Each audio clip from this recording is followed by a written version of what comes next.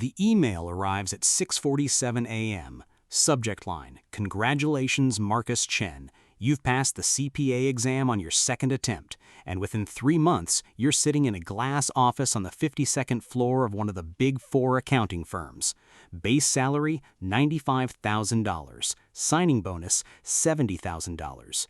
You tell yourself this is just the foundation. The first 18 months blur together. Client dinners, red-eye flights, spreadsheets that don't stop scrolling. But somewhere in that blur, you learn the craft that actually matters. How to make numbers bend without technically breaking. Offshore holding structures in Nevada.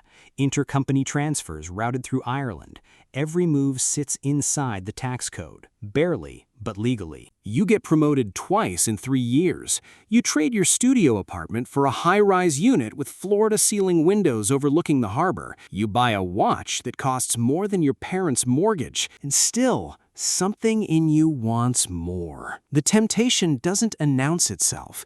It creeps in through a client, a manufacturing conglomerate about to miss earnings by a wide enough margin to spook their board, your firm's biggest account, your annual bonus tied directly to their retention. So you make a suggestion. Reclassify this expense.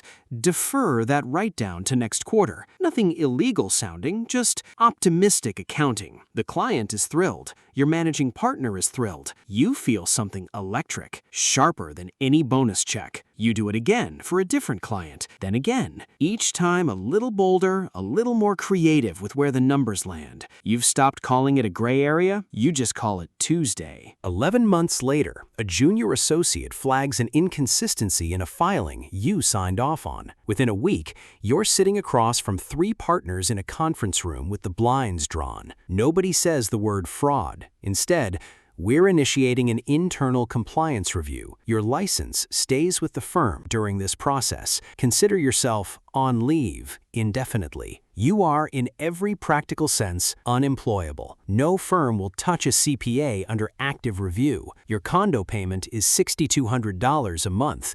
Your savings account empties faster than you thought possible. You're 3 weeks from selling the watch when your phone rings from a number you don't recognize. "You're the guy who knows how to make numbers disappear," the voice says. "I have a client. He has a cash problem." You agree to meet at a roadside diner, the kind with sticky vinyl booths and coffee that's been sitting since morning. The man across from you doesn't give a name. He slides you a prepaid phone. "My associate runs several cash-only businesses," he explains. "He needs someone who understands structure, someone whose license is currently available for negotiation. He already knows about your review. He tells you plainly, the partners deciding your fate can be persuaded to stall that review forever, or to end your career entirely. The choice," he says, "is simpler than you think. You take the phone." The first assignment comes by text, an address, a storage facility off Route 9. Inside, wrapped in plastic on wooden pallets,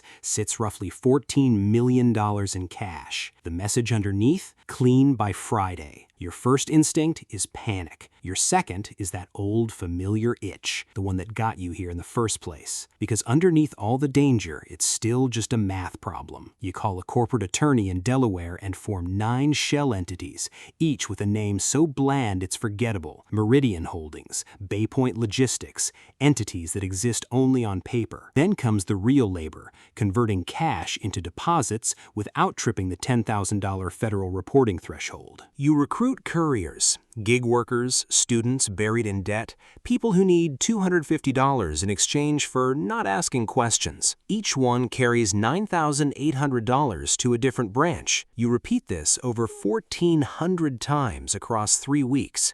It's called structuring, and it's a federal offense every single time it happens. But by the time the cash clears, it's sitting quietly inside 9 legitimate-looking business accounts. Then the real artistry begins, layering. One LLC pays another $1.8 million for logistics consulting. Another wires $950,000 for a fabricated equipment lease. The money hops from Delaware to a regional bank in Malta, then to a trust account in Belize, then to a real estate holding company in Uruguay. By the time it's moved through its 9th transaction, it has no discernible origin. It's not money anymore. It's fog. The final stage, Integration is almost elegant. A shell entity under your control takes out a loan from a Uruguayan trust, $3.1 million, fully documented, fully legal-looking. That loan becomes the down payment on a struggling shopping plaza outside Tampa. The cash is gone. In its place, a deed, a property, an asset with your fingerprints nowhere on it. Your phone buzzes again. The client wants to meet you personally. This time, there's no diner. A black SUV picks you up blindfolded, and you land somewhere with dry heat and open sky. Private ranch. The man waiting for you wears a plain button-down and jeans, flipping steaks on a grill like it's any ordinary Sunday. He introduces himself only as Rico. He tells you the shopping plaza was a good start. He wants 10 more like it. This isn't a one-time favor anymore. It's a full-time position, chief financial officer of an organization whose product you're never allowed to name out loud. Your education accelerates. You master trade-based laundering. A produce exporter in Ecuador sells $6 million in coffee beans to a distributor you secretly control in Houston, beans that never actually ship. You acquire a casino in Manila, the perfect cash to chips to check conversion machine. You dabble in fine art, buying obscure paintings for $60,000 cash, then reselling them through a Swiss shell buyer for $4.5 million at auction. The loss becomes profit. The profit becomes clean. You live in a penthouse with a private chef and a driver who never speaks. Under your bed sits a duffel bag with $600,000 cash and 5 passports, each with a different last name. On paper, you have everything. In reality, you own nothing. Not your name, not your time, not a single uncompromised relationship. Friends are liabilities. Family is a wiretap waiting to happen. Every idling car outside your building gets watched for 20 minutes before you decide whether it's federal agents or something worse. You've seen what happens to people who make mistakes. An enforcer skims from a shipment. He's never seen again. An associate mentions the wrong name to the wrong person over drinks. He simply stops existing. You know, with total clarity, that you are the single point of failure in this entire operation, the only person who can map every dollar back to its source. Then, one ordinary Tuesday, a routine wire transfer bounces back with a compliance flag from a bank in Cyprus. Nothing catastrophic. A clerical review, easily explained. But your handler, the quiet man who shadowed you for years, notices you checking the duffel bag under your bed one too many. The end doesn't arrive with sirens. It arrives as a text from a number you haven't seen in 6 years. We should talk. Same booth. The man from the diner looks older now, but his voice hasn't changed. You've done exceptional work, he tells you. Rico considers you family, and family doesn't retire. He explains that regulators are circling. Your art deals, your crypto wallets, your name buried 3 layers deep in filings nobody was supposed to read. You've become expensive. He slides an envelope across the table. A one-way ticket to a country with no extradition treaty and a new identity to match. What if I refuse? You ask. He almost smiles. Who said this was a choice? You take the envelope. You don't go home for the duffel bag. You don't call anyone. You simply get into the car waiting outside, because somewhere between the corner office